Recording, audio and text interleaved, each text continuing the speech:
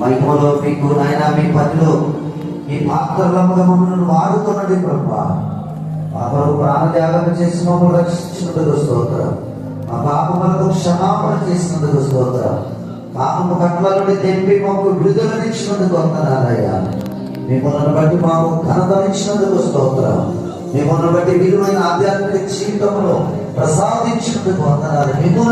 మిమ్మల్ని బట్టి ప్రభా ఈ గొప్ప ఉన్నతమైన జీవితం తండ్రి, ఈ గొప్ప భాగ్యమైన మీతో బ్రతికే జీవితం ఇచ్చినందుకు ఈ పరిశుద్ధ జీవితాన్ని కాపాడుకుంటూ నేను కొనసాగుతానయ్యా.